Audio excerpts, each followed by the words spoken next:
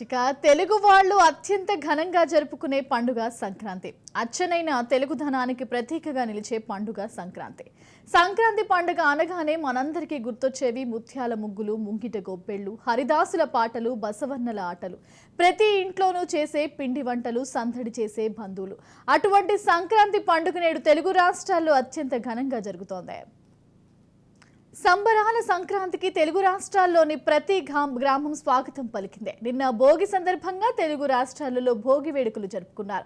పాత సామాగ్రిని, పాత వస్తువులను భోగి మంటల్లో వేసి దహనం చేసి భోగి మంటల వెలుగుల్లో కొత్త క్రాంతిని స్వాగతం పలికారు తెలుగువారు. అగ్నిదేవుడికి, వాయుదేవుడికి హారతినిచ్చి నైవేద్యాలు సమర్పించారు. భోగి భస్మాన్ని నుదుధరించి పండుగ చేసుకున్నారు. చిన్నారులకు భోగి పళ్ళు పోసి పెద్దవాళ్లు మురిసిపోయారు. ఇక సంక్రాంతి పండుగ రోజు అంటే నేటి నుండి సూర్య భగవానుడు ఉత్తరాయణం ప్రయాణం ప్రారంభిస్తాడు.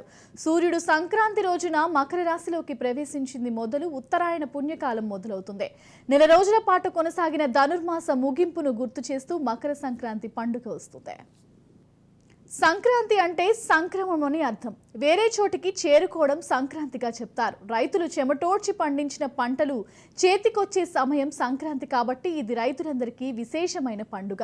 పండుగ సందర్భంగా హరిదాసుల కీర్తనలు, బసవన్నల ఆటలు, జంగమదేవర్ల విన్యాసాలు తెలుగు రాష్ట్రాల్లో సంక్రాంతి సందడికి ప్రతీకగా కనిపిస్తాయి.